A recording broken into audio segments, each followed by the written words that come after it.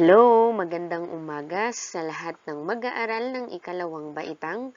Oras na naman para tayo ay mag-aral, matuto at magsanay gamit ang ating module sa MTB-MLE. Isang napakagandang aralin ang ating mababasa, mauunawaan at matututuhan ngayon. Handa na ba kayo? Tara, simulan na natin. Para sa ating pagsisimula, siguruhin na hawak natin o nasa tabi natin ang ating module sa MTB-MLE pagkat ito ang pangunahing kagamitan natin sa pagkatuto. Ihanda rin natin ang ating lapis at ang ating notebook o sagutang papel na siyang maglalaman ng mga sagot natin sa bawat pagsasanay o gawain na nakapaloob sa ating module. Ulitin natin, dapat may module, check. Dapat may lapis, check. Dapat may notebook o sagutang papel, check. Ayan, handang-handa na talaga tayo sa ating pag-aaral. Tara, simulan na natin. Ang leksyong pag-aaralan natin ngayon ay patungkol sa pag-unawa sa binasa.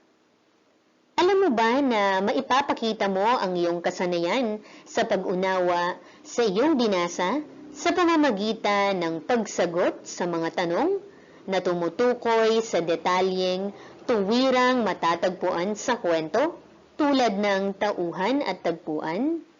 Alam kong ikaw ay isang matalinong bata, kaya naman masasagutan mo ang mga katanungan na patungkol sa tauhan at tagpuan ng kwentong iyong binasa. Para sa alamin, ang module na ito ay naglalayong mapaunlad ang kasanayan sa pagbabasa, pagsusulat, pagsasalita at pakikinig. Ninanais din ng module na itong mapukaw ang kawilihan ng mag-aaral upang lalong umunlad ang kanyang pag-unawa sa mga talata, tula, at kwentong nakapaloob sa module na ito. Ang mga sumusunod na layunin ay inaasahang makamit pagkatapos maisakatuparan ang mga gawain sa module na ito. Number 1, natutukoy ang tauhan at tagpuan sa binasang talata, tula at kwento. Number 2, nasasagot ang mahalagang tanong ayon sa binasa. Number 3, nababasa ng may pangunawa ang mga seleksyon. Number 4, nakapagsasalaysay ng isang kwento ayon sa layunin, tagapakinig at paksa. At number 5, nakasusulat ng maikling talata ayon sa binasang aralin na ginagamit ang wastong pamantayan. Tandaan natin mga bata na sa pagkilala sa tauhan, ang seleksyon ay maaaring isang kwento, salaysay, tula, pabula, alamat o kathang-isip. Napansin mo ba ang mga tanong? Ano naman ang sagot mo dito? Nagsimula ang tanong sa sino. Ang tanong na sino ay tumutukoy sa tauhan sa isang kwento, salaysay, tula, pabula, alamat o kathang-isip. Ang tauhan ay ang mga gumaganap ng mahalagang tungkulin sa mga babasahin. Sila ang pinakamahalagang elemento sa mga pangyayari. Ang tauhan ay maaaring tao, bagay o hayop. Ang bagay at hayop ay maaaring sumagot sa tanong na sino kung ang mga ito ay kasama sa isang salaysay na kathang-isip na animoy mga nagsasalitang parang tao. Sa pagsusulat ng mga tauhan ng isang salaysay, laging isaisip na ito ay maaaring magsimula sa malaking titik kung tiyak na ngalan at maliit na titik kung di tiyak na ngalan. Para sa isaisip, gusto mo bang umawit at matuto? Heto at ituturo ko sa iyo. Aawit tayo para mas lalo mong matandaan ang iyong aralin. Para sa panuto, sa loob ng kahon ay may mga nakatalang salita. Piliin mo ang angkop na salita upang mabuo ang awitin. Kapag nabuo mo na ito, awitin sa himig ng London Bridge is Falling Down, ulit-ulitin upang matandaan ang aralin. Ito ang mga pagpipilian, tauhan, sino, kwento. Ang pamagat ng awit ay tauhan ni Glenda R. Listones, sa himig ng London Bridge is falling down. Ang blank ang gumaganap, gumaganap, gumaganap, ang tauhan ang gumaganap, sabi na sang blank. Blank ang tinatanong, tinatanong, tinatanong, sino ang tinatanong kung tauhan ang hanap? Para sa isagawa, bilang kasapi ng iyong pamilya, dapat malaman ang tungkulin ng bawat isa. Ganito rin kaya ang ginagawa ng pamilya mo gaya ng nasa kwento? Ating basahin at pakinggan ang kwento na may pamagat na Ang Responsableng Pamilya ni Glenda R. Listones. Ang mag-anak na Morales ay maagang gumising noong linggo. Pinagtulungan nilang gawin ang mga gawain sa kanilang tahanan. Si tatay ay umakyat sa bubong upang tapala ng mga butas. Si nanay naman ay nagluto ng masarap na ulam para sa pananghalian. Habang si kuya ay naglinis ng silid, katulong si bunso. Si ate naman ang naglaba ng mga damit. Para sa panuto, isulat sa iyong sagutang papel ang mga nakalarawang tauhan na gumanap sa kwento. Number 1, si Blank ang nagkumpuni ng butas sa bubong. Number 2, si Blank ang nagluto ng pananghalian. Number 3, si Blank ang naglaba ng mga damit. Number 4, si Blank ang naglinis ng silid. At number 5, si Blank ang tumulong kay kuya sa paglilinis.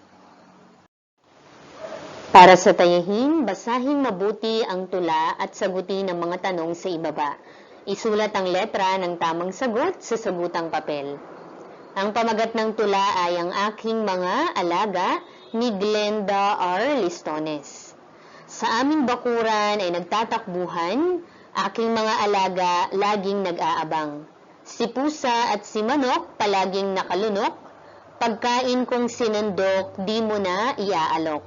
Sina bibe at aso panay na lang ang takbo, lalo kung may tao na pumasok dito. Kahit makulit, iniintindi kong pilit, huwag lang magkasakit, alaga kong maririkit. Sagutin natin ang mga katanungan mula bilang 1 hanggang bilang 5. Number 1, sino-sino sa mga alaga niya ang palaging nakalunok? Tingnan ang mga larawan mula letrang A hanggang letrang D. Number 2, sino-sino naman ang mga panay ang takbo kapag may pumapasok na tao sa bakuran? Tignan ang mga larawan mula sa letrang A hanggang letrang D.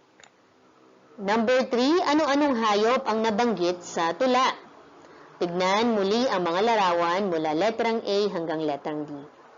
At number 4, sino ang kasama ni pusa na palaging nakalunok? Tignan ang larawan sa letrang A hanggang letrang D.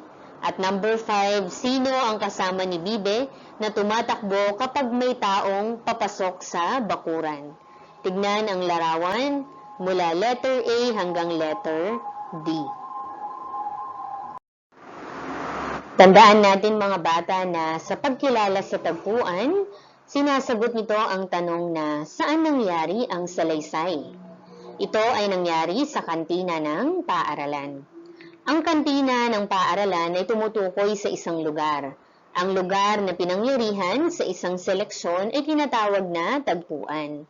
Ang tagpuan ay isa sa elemento ng salaysay. Ang mga salitang saan o anong lugar, ang mga tanong na ginagamit upang malaman ang tagpuan. Ang Boracay, Bataan at Albay ay mga tiyak na ngalan ng lugar at dapat isulat na nagsisimula sa malalaking letra. Ang mga ditiyak na ngalan ng lugar tulad ng dagat, bulkan at parke ay nagsisimula naman sa maliliit na letra. Para sa pagyamanin, ating basahin ang maikling kwento na may pamagat na Ang Utos ng Diwata ni Glenda R. Listones. Isang araw, pinuntahan ni Dina Diwata ang mga hayop sa kani-kanilang palaruan upang papiliin sila kung saan nila gustong mamalagi ng panghabang buhay. Pinuntahan niya at inutusan niya si Tonton Talangka na nasa lupa at sinabing mamalagi sa ilog. Pinuntahan naman niya si Isay Isda na nasa damuhan at sinabing maaari na siyang mamalagi sa dagat.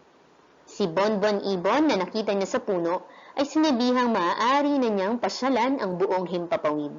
Si Ago Aso na nasa ilog ay sinabihan ng diwata na maaari siyang maging bantay sa mga bahay ng mga tao. At ang pinakahuling binigyan ng bilin ay si Pampalaka na nakita niya sa kagubatan. Nagbilin ang diwata na si Pampalaka ay maaari nang tumira sa sapa. Para sa panuto, tignan ng mga pangungusap sa ibaba, basahin ito ng malakas at pagkatapos ay punan ng nararapat na tagpuan. Isulat ang mga sagot sa sagutang papel. Number 1, si Pampalaka at ang diwata ay nag-usap sa A. Kagubatan, B. Ilog, C. Puno, D. Sapa. Number 2, natagpuan ni Dina Diwata si Bonbon Ibon sa A. Gubat, B. Ilog, C. Puno, D. Sapa. At number 3, ang tagpuan ni Dina Diwata at Tonton Talangka ay sa A. Gubat, B. Ilog, C. Puno, D. Lupa. At number 4, naganap ang pag-uusap ni Isay Isda at ng Diwata sa A. Gubat, B. Damuhan, C. Puno, D. Lupa. At number 5, nagkita sina Ago Aso at Dina Diwata sa A. Gubat, B. Damuhan, C. Puno, D. Ilog. Para sa isa-isip, tandaan mga bata na ang tagpuan ay ang mga lugar o pook kung saan nangyari ang kwento. Upang mas matandaan ang aralin tungkol sa tagpuan, umawit tayo. Kantahin natin ito sa tono ng Ako Ay May Lobo. Tagpuan ng kwento ni Glenda R. Listones. Ako ay nagpunta doon sa kanila, kami ay naglaro at saka nagtago. Iba't ibang pwesto ang tinaguan ko, ang tawag ko dito, tagpuan ng kwento. Para sa tayahin, ang panuto ay basahin ang maikling salaysay sa susunod na pahina. Piliin ang wastong baybay ng mga salitang may salungguhit sa loob ng kahon. Isulat ang letra ng sagot sa iyong sagutang papel. Ito ang mga pagpipilian. Letter A, duyan. B, bahay. C, parke. D, simbahan. E, restaurant. F, siso. G, padulasan. Ito naman ang maikling salaysay noong Pasko ni Glenda R. Listones. Noong Pasko ay namasyal kami sa blank. Dumaan muna kami sa blank upang makapagpasalamat sa Panginoon. Nang matapos na kaming magsimba ay kumain kami sa blank. Niyaya ako ni Ate Carol na maglaro sa blank, blank at blank. Pagkatapos ay umuwi na kami sa blank. Napakasaya namin ng araw na iyon. Pagkatapos basahin ay sagutan muli ang scorecard. Pasagutan ito sa kasama sa bahay. Lagyan ng check o X ang mga nakatalang pamantayan sa bawat bilang. Ito ang mga pamantayan. Number 1, nabasa ng wasto ang bawat salita. Number 2, nabasa ng may wastong lakas. Number 3, nabasa ng may wastong bilis. Number 4, nabasa ng may damdamin. At number 5, humintong sandali sa kuwit at tumigil kung may tuldok. Kung nakakuha ka ng maraming check, ikaw ay magaling. Kung nakakuha ka ng maraming X, ulit-ulitin ang pagbabasa hanggang sa masanay. Para sa karagdagang gawain, ikaw ba ay may mga kaibigan? Isulat mo ang kanilang pangalan. Ano-ano ang paborito ninyong gawin? Isulat mo rin ito sa tapat ng pangalan ng iyong kaibigan. Pagkatapos, sumulat ng talata at ipasuri sa kasama sa bahay gamit ang modelong ibinigay at ang pamantayang nakatala. Ang kaibigan ko ay si blank. Madalas kaming blank. Ang paborito naming laro ay blank. Masaya kaming magkaibigan. Pagkatapos isulat ang maikling talata, ipabasa ito sa iyong kasama sa bahay at pasagutan ang pamantayang nakatala sa ibaba sa pamamagitan ng paglalagay ng bilang ng star sa bawat pangungusap. Narito ang kahulugan ng mga bilang ng bituin.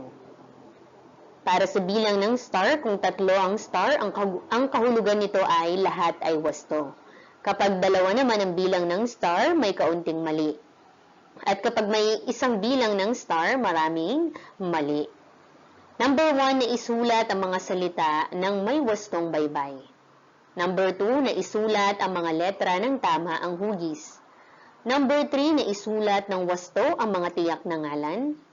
Number 4, na isulat ng wasto ang mga di tiyak na ngalan. At number 5, gumamit ng wastong bantas. At para sa isa pang karagdagang gawain, anong lugar ang pinakapaborito mo?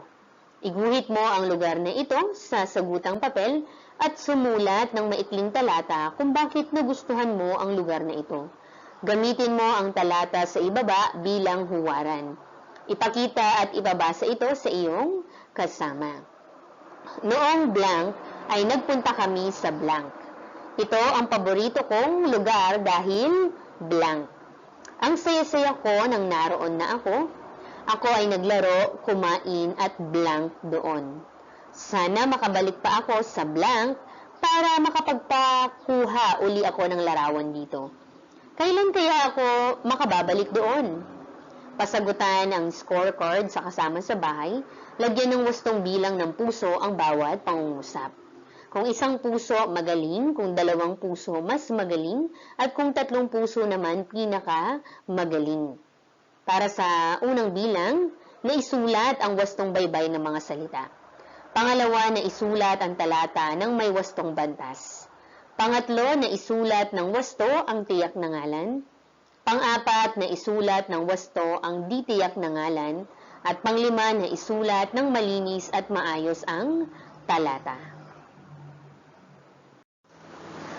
Maraming salamat mga bata. Tandaan, higit na mapapaunlad ang kakayahan sa pagbasa kung malilinang pa ang kaalaman sa pagtukoy sa iba pang sangkap o elemento ng kwento tulad ng tauhan at tagpuan. Ito si Teacher Carmela M. Santos na nagsasabing patuloy na magbasa, patuloy na matuto, patuloy na magsanay, #ProjectAppear. Paalam!